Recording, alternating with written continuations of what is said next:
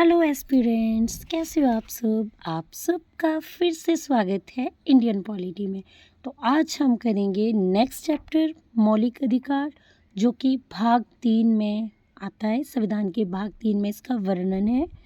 तो मौलिक अधिकार को करने से पहले आपसे एक रिक्वेस्ट है, प्लीज़ अगर आपको मेरी वीडियो पसंद आए तो please like, comment, share and do subscribe my channel.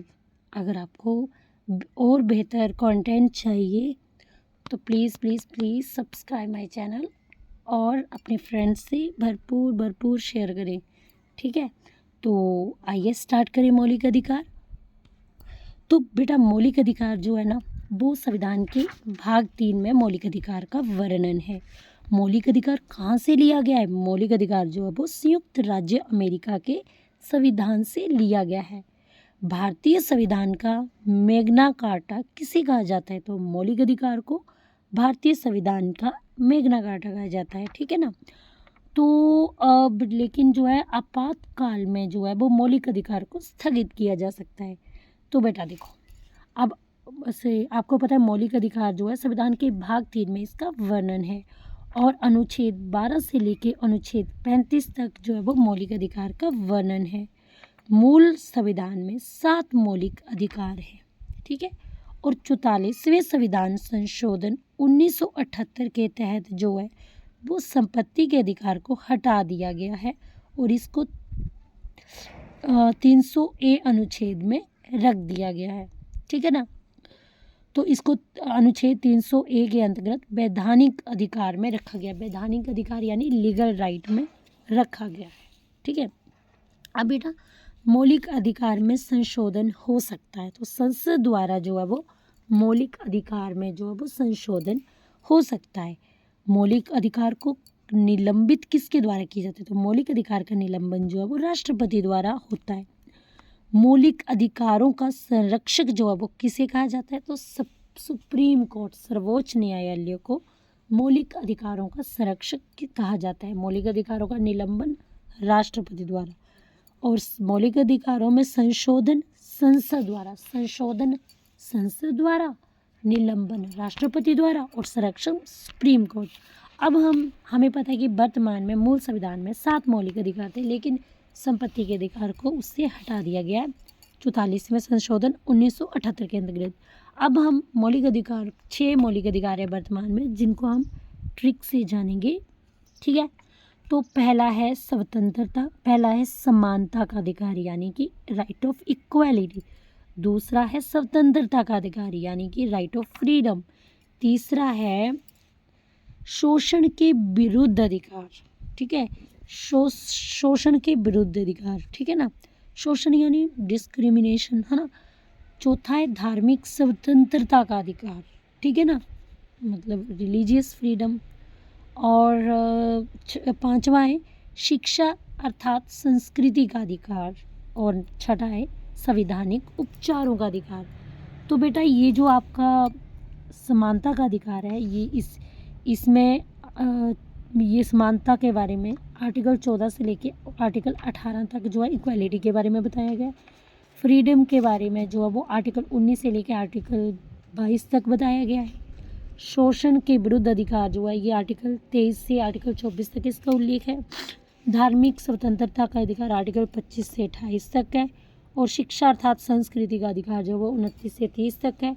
और 6ठा मौलिक अधिकार है संवैधानिक उपचारों का अधिकार। तो इसका वर्णन जो है वो आर्टिकल 32 में है। संवैधानिक उपचारों का अधिकार यानी कि कॉन्स्टिट्यूशन रेमेडीज, ठीक है। तो अब बेटा इसको आप कैसे याद करोगे? तो जैसे देखो EF 2 बॉयज़ थे, तो E equality, F freedom, right of equality, right of freedom, ये 2 हो गए ना, 2 बॉय थे। अब इन दोनों बॉयज़ ने शोध किया, यानी कि शोध किया, हिंदी में शोध बोलते हैं, यानी कि इन्होंने एक्सपेरिमेंट किया, शोध किया, रिसर्च की। तो शो से हो गया शोषण और धो से हो गया धार्मिक।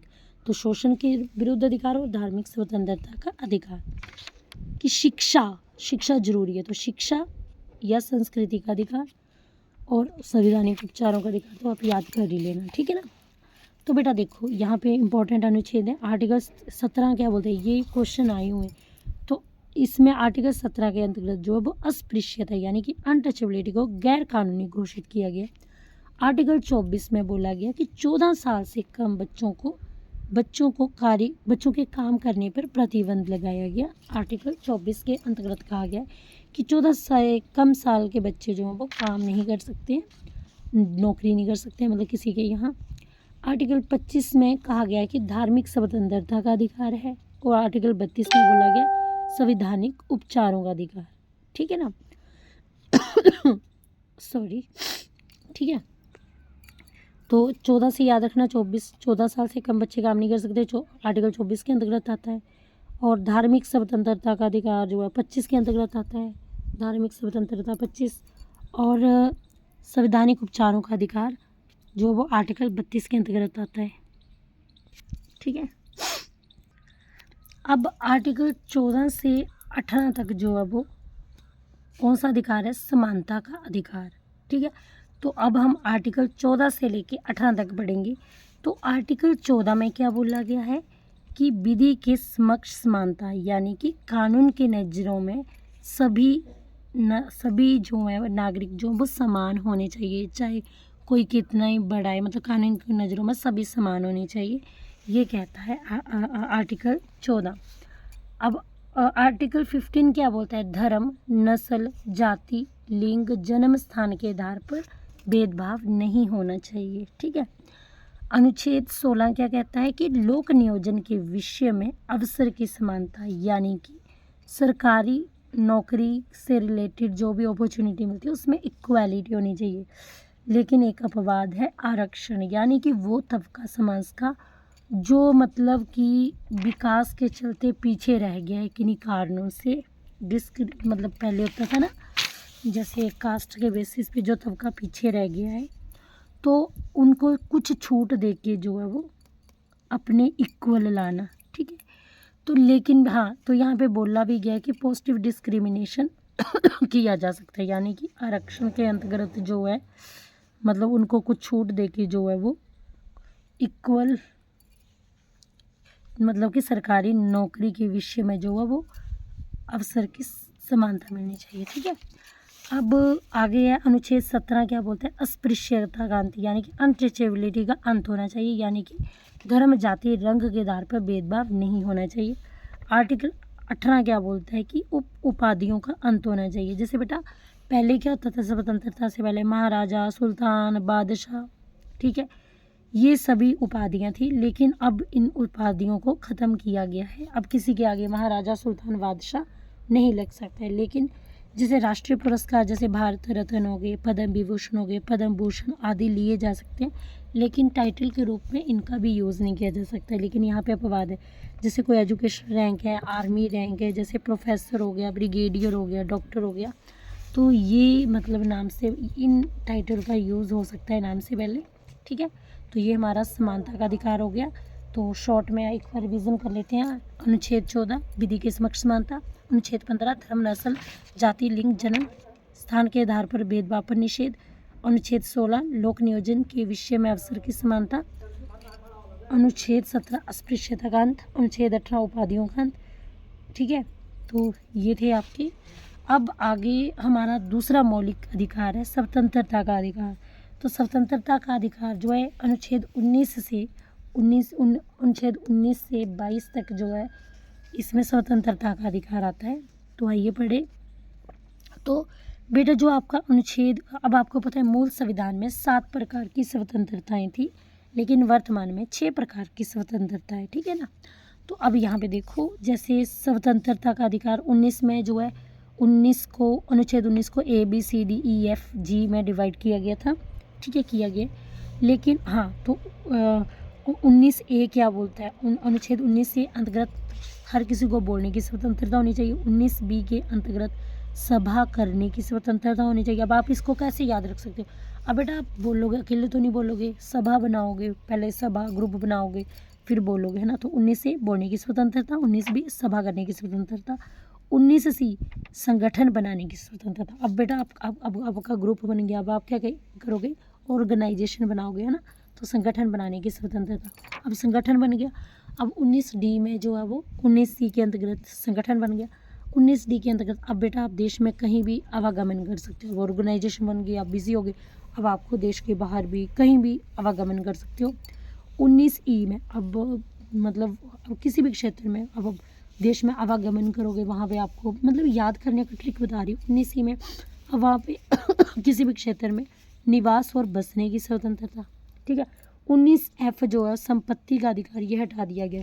ये क्यों हटाया गया? क्योंकि बेटा कई बार क्या होता था कि जैसे गवर्नमेंट ने कोई भी प्रोजेक्ट स्टार्ट करना है तो जैसे किसी की ज़मीन जो है वो वहाँ पे आ जाती थी, तो जब संपत्ति का अधिकार मौलिक अधिकार था तो गवर्नमेंट जो है वो मतलब गवर्नमेंट जो है उस बंदे को मुआवजा दे के उसकी ज़मीन को उसकी ज़मीन को उसकी परमिशन के बिना छीन नहीं सकती थी। लेकिन अब लोगों के ही वेलफेयर के लिए गवर्नमेंट ने कोई प्रोजेक्ट मतलब प्रोजेक्ट बनाना है, तो उसके लिए फिर भारतीय संविधान से संपत्ति के अधिकार का जो मौलिक अधिकार था वो हटाया गया। अब क्या है कि गवर्नमेंट जो है वो लोगों को मुआवजा दे सकती है और उनकी ज़मीन को छीन सकती है, ठीक है। अगर अब इसको मौलिक संपत्ति के अधिकार को जो है वो मौलिक अधिकार से हटा के वैधानिक अधिकार में कर दिया गया है। लीगल राइट हो गया है संपत्ति का अधिकार और इसे 300A अनुच्छेद में रखा गया है, ठीक है। अब आगे है 19G जो है। अब 19E में किसी भी देश में निवास और बसने की स्वतंत्रता और 19G में जो है उसमें जो है व्यापार करने की स्वतंत्रता। अब बेटा जहाँ पे बसोगे फिर आपको अपनी इनकम के लिए व्यापार भी करना पड़ेगा ना, तो बेटा इससे ऐसे आप लर्न कर सकते हो। 19A बोलने की स्वतंत्रता, 19B सभा बनाने की स्वतंत्रता, 19C संगठन बनाने की स्वतंत्रता, 19D देश में कहीं भी आवागमन करने की स्वतंत्रता, 19E किसी के क्षेत्र में निवास और बसने की स्वतंत्रता। F को जो है संपत्ति के अधिकार को हटा दिया गया है और 19C व्यापार करने की स्वतंत्रता, ठीक है। अब नेक्स्ट है अनुच्छेद 20, तो दोष सिद्धि के संबंध में संरक्षण, ठीक है ना। तो दोष सिद्धि के संबंध में संरक्षण ये अनुच्छेद 20 कहता है। तो बेटा 3 प्रकार की स्वतंत्रता है दोष सिद्धि के, मतलब अगर आप दोषी सिद्ध होते हो तो उसके संबंध में क्या संरक्षण है। तो बेटा देखो कि 3 प्रकार की स्वतंत्रताएं इससे रिलेटेड अनुच्छेद 20 के अंतर्गत क्या आता है, दोष सिद्धि के संबंध में संरक्षण। एक अपराध की एक सजा होनी चाहिए। अपराध करते टाइम जो कानून बना है उसी के तहत सजा होनी चाहिए। मतलब जिस टाइम आपने अपराध किया था उस टाइम जो कानून बना था उसके 7-8 साल या 15 साल बाद भी उसी के अंतर्गत सजा मिलनी चाहिए। खुद के खिलाफ गवाही देने के लिए आपको कोई भी बाध्य नहीं कर सकता है, ठीक है। क्लियर हो गया। तो दोष सिद्धि के संबंध में संरक्षण ये अनुच्छेद 20 में आता है स्वतंत्रता अधिकार। 21 के अंतर्गत आता है प्राण एवं दैहिक स्वतंत्रता। प्राण एवं दैहिक स्वतंत्रता ये अनुच्छेद 21 के अंतर्गत आता है। तो इसमें क्या है कि सभी व्यक्तियों को कानूनी सीमा के अंदर जीवन जीने का अधिकार है और ये जो है किसी भी व्यक्ति से छीना नहीं जा सकता है, ठीक है ना। मतलब आप खुद भी अपनी जीवन को छीनने का आपके पास अधिकार नहीं है, ये कानूनी अपराध है। प्राण एवं दैहिक स्वतंत्रता। अनुच्छेद 21A के अंतर्गत शिक्षा का अधिकार। 86वें संविधान संशोधन 2002 में के अनुसार 6 से 14 साल के बच्चों को निःशुल्क शिक्षा दिया जाने का प्रावधान है अनुच्छेद 21A के अंतर्गत, ठीक है। अब आगे है अनुच्छेद 22। अनुच्छेद 22 कहता है कि गिरफ्तारी से संरक्षण। अब ये क्या है अनुच्छेद 22 गिरफ्तारी से संरक्षण। अब बेटा अपराध के बाद को बोलते हैं दंडात्मक निरोध और अपराध के पहले जो होता है वो होता है अपराध के बाद गिरफ्तारी हो तो दंडात्मक निरोध और अपराध के पहले गिरफ्तारी हो तो निवारक निरोध। तो बेटा अब जैसे किसी ने अगर आपको गिरफ्तार करना है तो हिरासत में लेने का कारण बताना होगा कि क्यों मतलब गिरफ्तार कर रहे हो। 24 घंटे के अंदर जो वो न्यायाधीश के सामने पेश कराना होगा। अपने पसंद के वकील से सलाह लेने का भी अधिकार होगा आपको। अब अपराध से पहले जो गिरफ्तारी होती है वो निवारक निरोध होता है। इसमें किसी भी व्यक्ति को अपराध करने से पहले गिरफ्तार किया जा सकता। अपराध करने के पहले किसी भी व्यक्ति को ना मतलब शक के आधार पर गिरफ्तार किया जा सकता है। इसमें वारंट दिखाने की ज़रूरत नहीं है। बिना न्यायाधीश के समक्ष पेश की मतलब कि ना 3 महीने तक जेल में डाला जा सकता है। जैसे कई होते हैं ना आतंकवादी वगैरह, तो जैसे आपको अगर शक हो तो आप मतलब गिरफ्तार कर सकते हो। मतलब बिना न्यायाधीश के पास पेश किए, मतलब आपको 3 महीने के अंदर न्यायाधीश के सामने पेश करना होगा, तब तक आप उनको जेल में रख सकती हो। ठीक है, तो ये गिरफ्तारी से संरक्षण या अनुच्छेद 22 में बताया गया। ठीक है, तो मैंने आपको समानता का अधिकार बताया 14 से 18 तक, तो उसमें मैंने बताया कानून 14 कानून के समक्ष समानता, 15 धर्म नस्ल जाति से रिलेटेड, है ना। 16 में मैंने आपको लोक नियोजन के अवसर के बारे में, 17 में अस्पृश्यता और 18 में उपाधियों से रिलेटेड।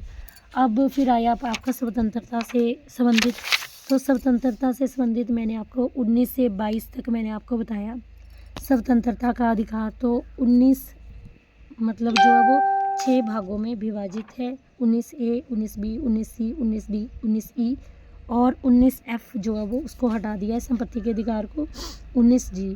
ठीक है ना। अब आगे जो है 19 जो है वो स्वतंत्रता का अधिकार है। अब 20 दोष, अब बोलते हैं अगर दोष सिद्धि के संबंध में संरक्षण की स्वतंत्रता का अधिकार, तो इसमें मैंने बताया था आपको कि ये दोष सिद्धि के संबंध में संरक्षण 3 टाइप में डिवाइड किया गया कि एक अपराध की एक सज़ा होती है, अपराध करते टाइम जो कानून बना है उसके तहत सज़ा, और खुद के खिलाफ गवाही के लिए बाध्य नहीं किया जा सकता। ये हो गया ये अनुच्छेद 20 हो गया। ठीक है ना, तो अनुच्छेद 20 हो गया।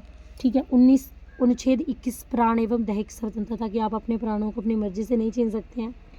फिर 21 स्वतंत्र शिक्षा का अधिकार। और बेटा अनुच्छेद 22 जो है गिरफ्तारी के संबंध संरक्षण। अब अनुच्छेद 23 और 24 में शोषण के विरुद्ध अधिकार। तो अनुच्छेद 23 में बोला गया कि मानव के दुर्व्यवहार और बंधुआ मजदूरी पर प्रतिबंध। तो इसमें किसी भी व्यक्ति की बेटा मानव का दुर्व्यवहार मतलब किसी भी व्यक्ति की खरीदारी नहीं हो सकती है। बंधुआ मजदूरी करवाना एक दंडनीय अपराध है, नहीं करवा सकते हो आप, ये एक दंडनीय अपराध है। तो मानव का दुर्व्यवहार और बंधुआ मजदूरी पर प्रतिबंध अनुच्छेद 23 के अंडर। अनुच्छेद 24 क्या कहता है? बाल नियोजन पर प्रतिबंध। ठीक है, बाल नियोजन पर प्रतिबंध यानी कि 14 साल से कम उम्र वाले बच्चों को कारखानों, खाद्यान्नों व जोखिम भरे काम पर नियुक्त नहीं किया जा सकता है। ठीक है ना। और अनुच्छेद 25 से 28 धार्मिक स्वतंत्रता का अधिकार, 25 से 28।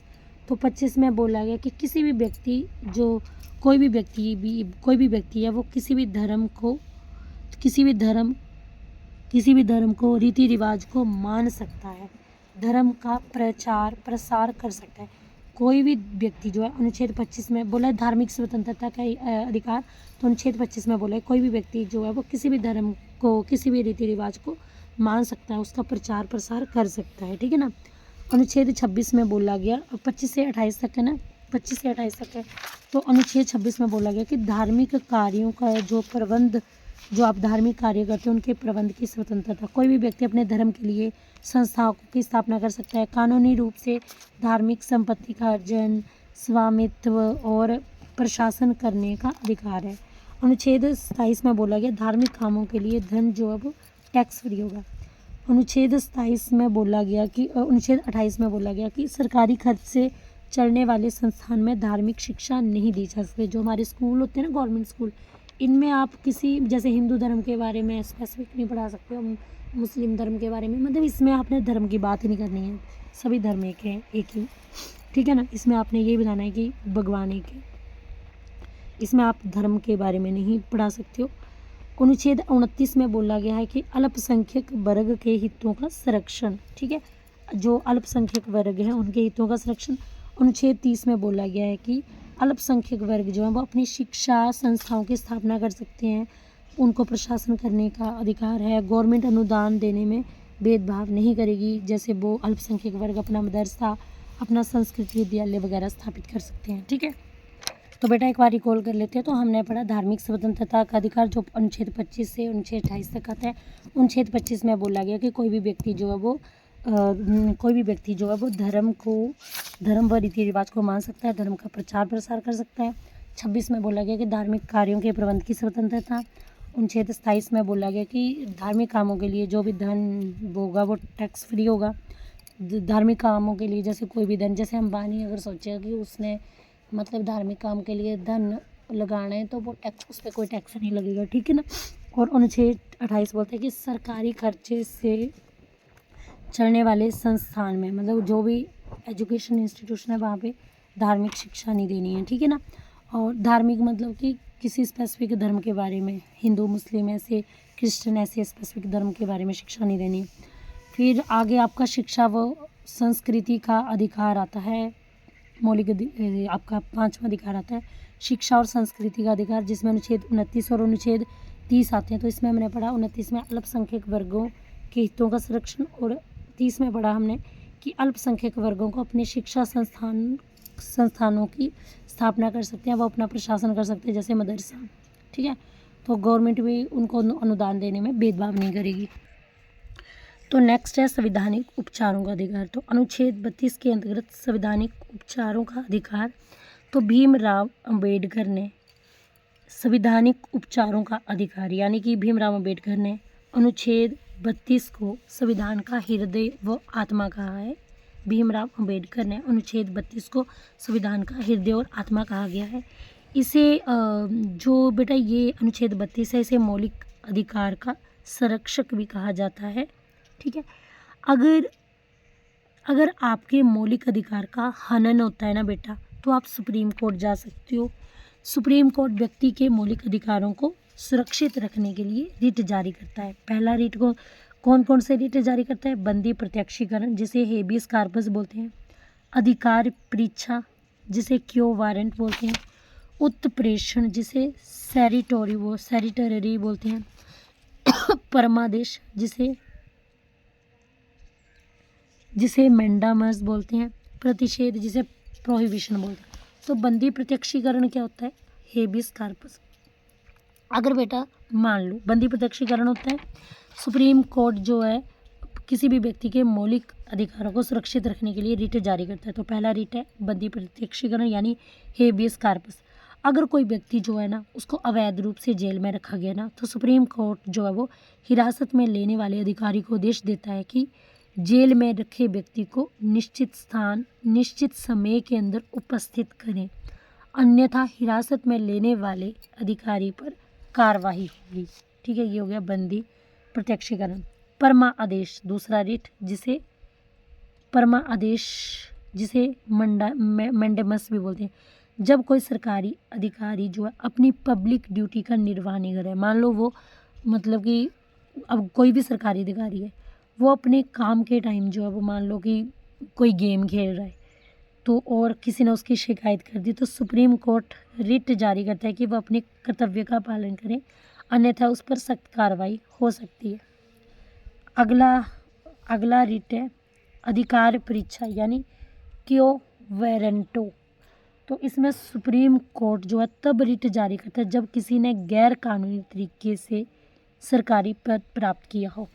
प्रतिषेध, इसमें जो है ये आदेश सुप्रीम कोर्ट तथा हाई कोर्ट जो है वो निम्न न्यायालयों को जारी करता है और आदेश देता है कि इस मैटर पर कार्यवाही न करें, ये मैटर आपके अधिकार क्षेत्र से बाहर है, ठीक है।